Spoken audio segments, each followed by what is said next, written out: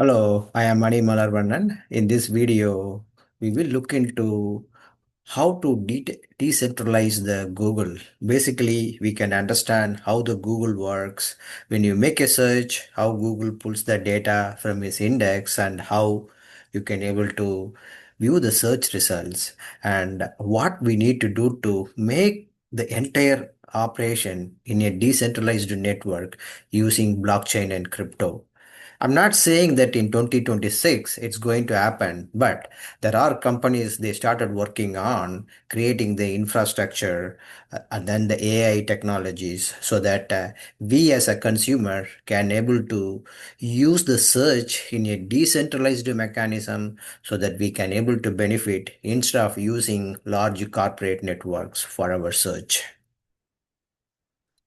See, the era of centralized search is ending one way or the other because there are a lot of tools and technologies are in place, and the AI, blockchain, all those technologies are getting merged so that we can able to perform the search. See, for now, anytime if you want to make a search, you either use Google or Microsoft Bing. Google takes 90% of the search traffic, and then the rest of the traffic maybe 5% 10% Bing, and then the other search companies they are taking.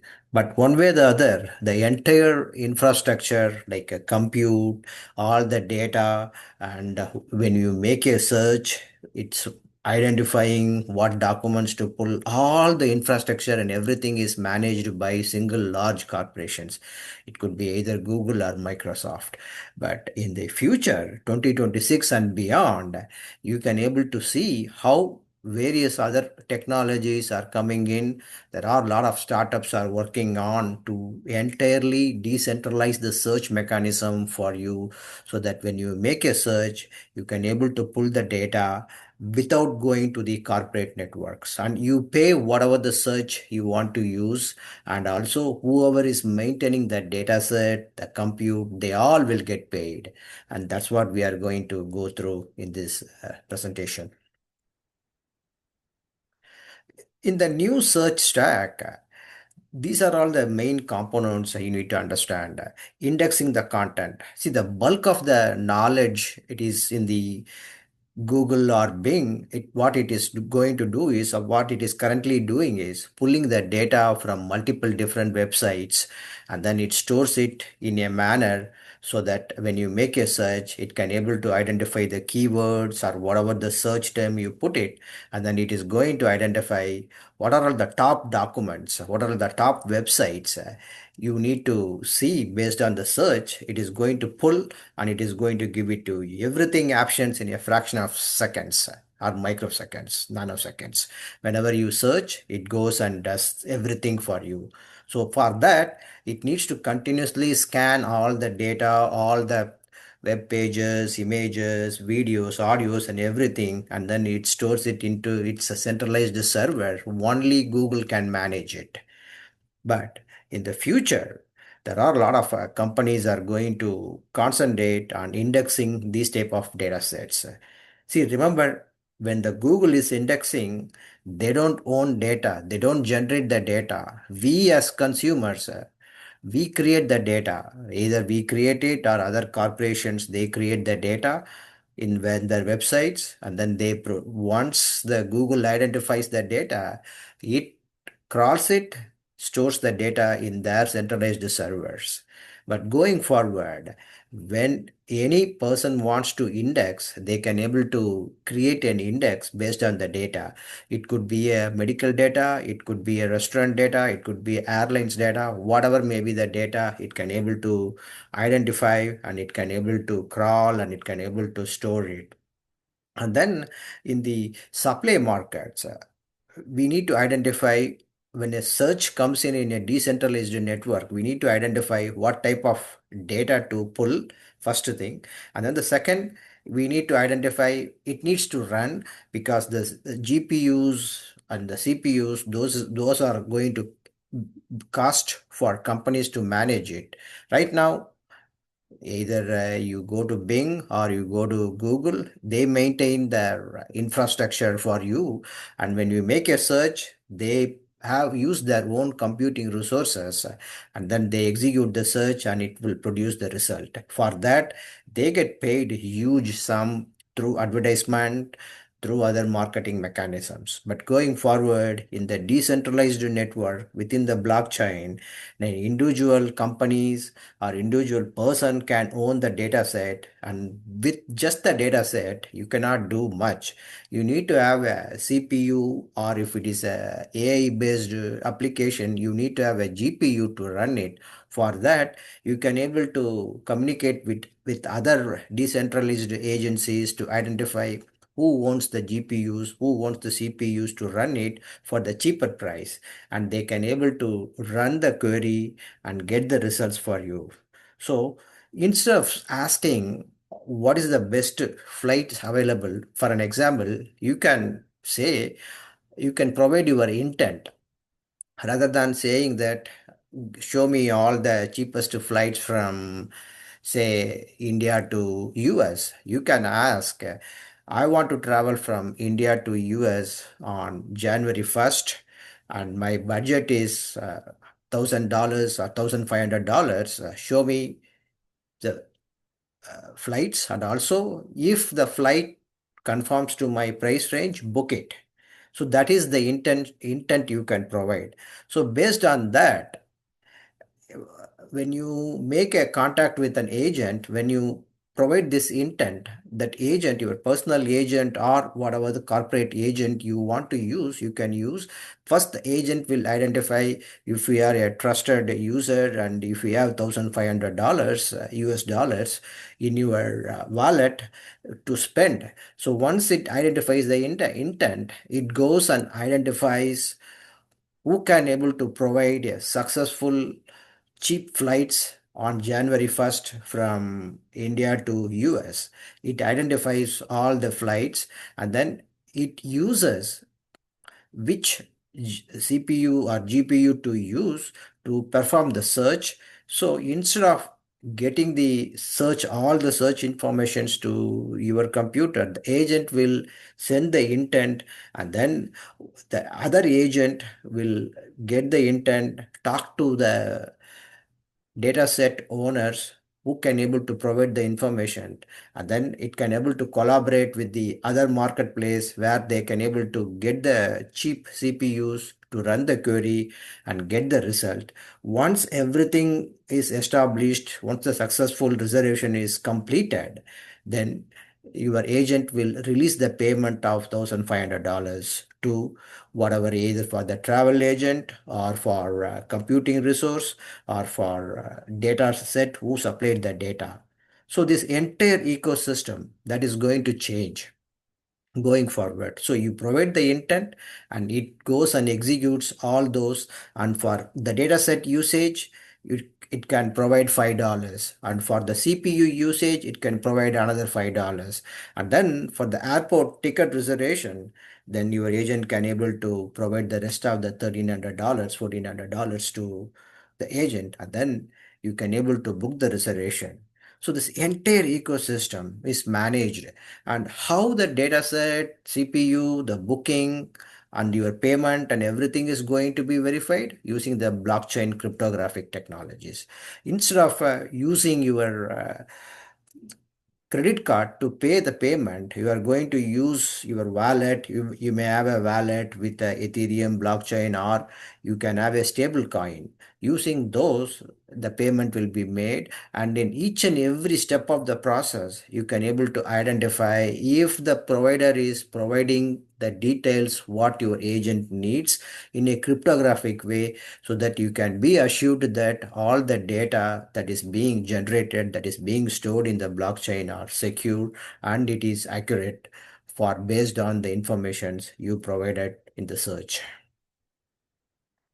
So open indexing is going to be the next big thing in the cryptography and the blockchain technology. So how it is works, instead of big companies going to crawl, you can have multiple agencies or companies, those who can able to specialize in particular vertical, either a restaurant vertical or a airline vertical, they can able to go and search all the informations, and then they can provide it in their own database so that you can able to use the data sets based on the search.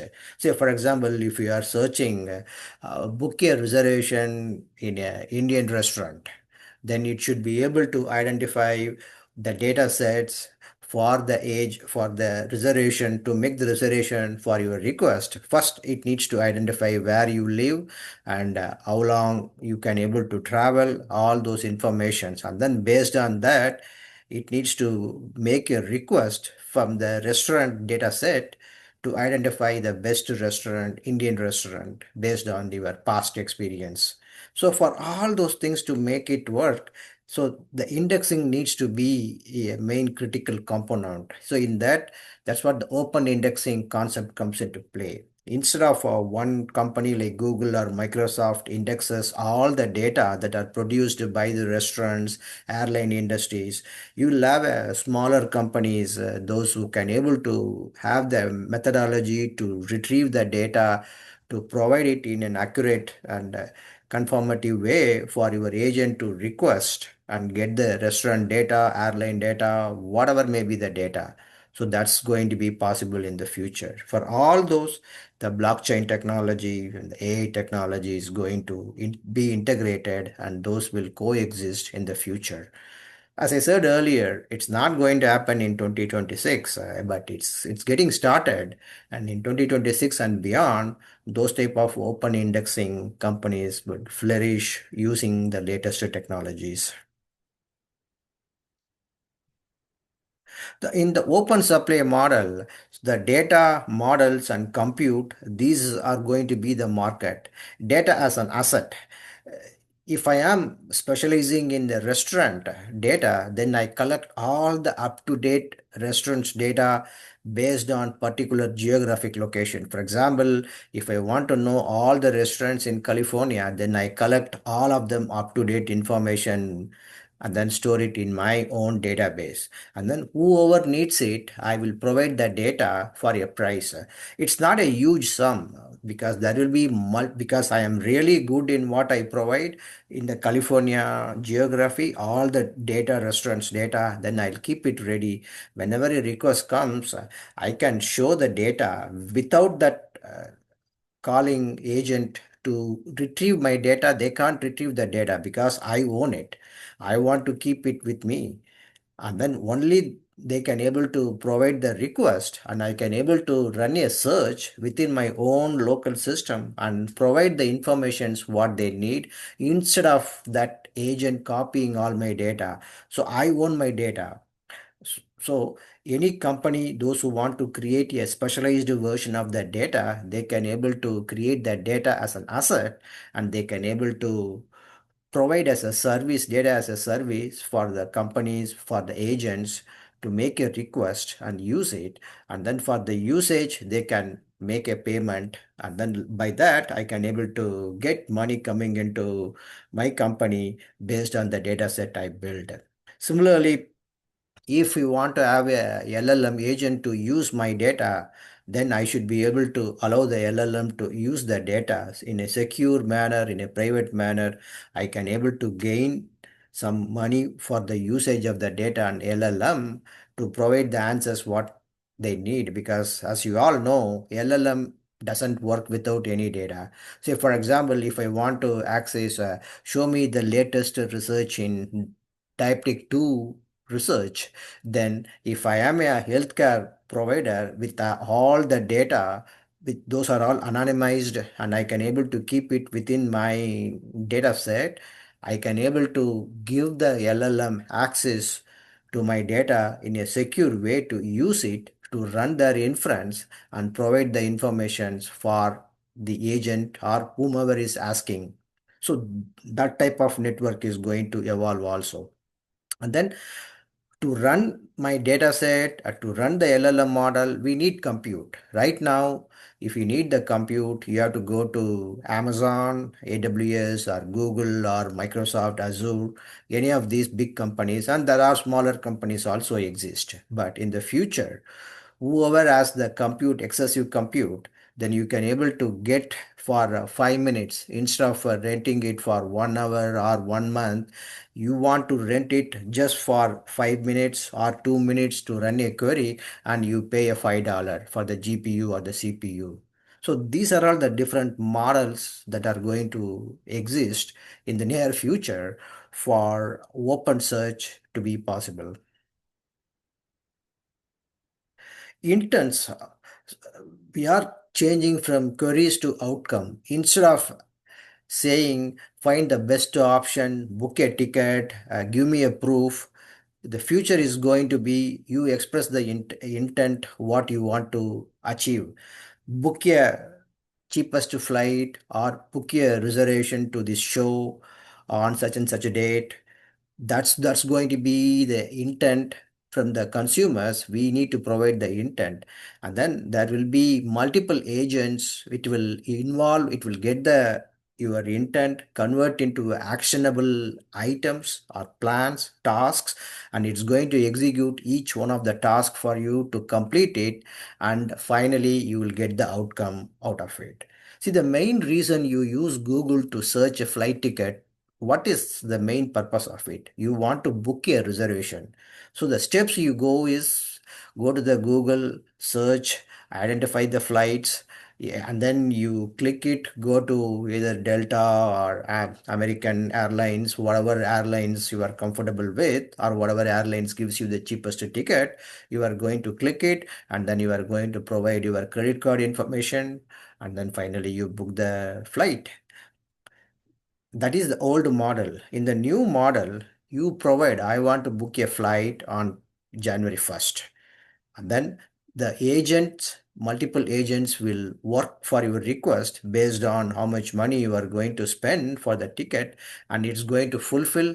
And once the ticket is confirmed, you are going to release the payment. All you are not doing it yourself. You are just providing the intent, and then your agents technology will go through this process of identifying it and fulfilling your intent.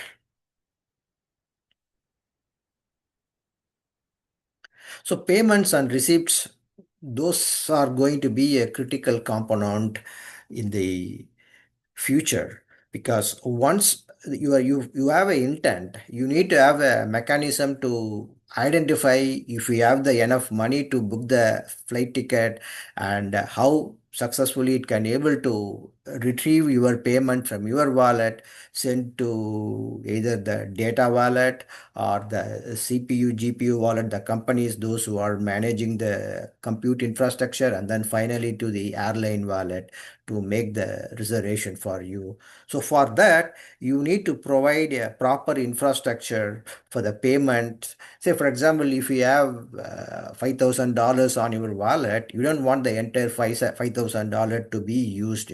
You want to give proper money for the agent to perform the booking for you. Say you can say that for this session, for this intent, use $1,500 for the flight ticket because I want to make a reservation from India to US. So that would be the intent. And then your agent can able to use only $1,500. It's not going to drain your wallet because you have a lot more money than 1,500. So for all those things to make it work, you need to have a proper blockchain infrastructure created, so that if you say that you want to use only 1,500, it will use only 1,500. And then in each and every step of the task, it needs to make sure that it is getting a valid request and valid fulfillment, so that ultimately your overall intent will be converted into actionable items, so that you can able to trust the system, and you can able to gain the outcome based on the intent you provided. So the entire mechanism is changing. See, you usually go to Delta or American airline because of the brand, because you like the Delta flight or you like the American flight, and all those things are there. And also in the future, some agents can consistently perform well. So before you go to the agent to book for a ticket, your agent, your personal agent can able to identify which agent has the highest rating, and then based on the rating, it can able to provide the request to book a reservation. Or you can be the cheapest agent. Which agent can provide you the cheapest booking, you can able to use it. All you are not searching it, your agent working on your behalf is going to do all the tasks for you to make your intent successful at the end. So, what are the main future is going to be for us in 2026 timeline? The four layers we discussed about, the data layer, compute layer, fulfillment layer, intent, and all those things, that's going to work in a 100% transparent way. Right now, if you want to book a ticket, as we described earlier, you need to go and search and you need to identify which flight. You have to do all the lot of manual works. But in the future, the companies, those who are going to build the data set and the build the AI agents and build the compute agents to use the compute, those are all going to collaborate together in a transparent way. Using blockchain technology, you can able to fulfill your intent to identify what you need and then get the results what you need. So that's going to be the bottom line in the future, where you can able to use the intent to fulfill your goals. So that's all I want to discuss in this video. If you need more informations about this, please send us an email or post a comment in our video. We should be able to help. We are working on agent technologies within our data analytical products that we are working on. I'll let you know more once we make progress on that. And meanwhile, if you like this video, please subscribe and send it to your friends and family, and subscribe to our channel so that we can able to produce more videos like that. Thank you. Bye.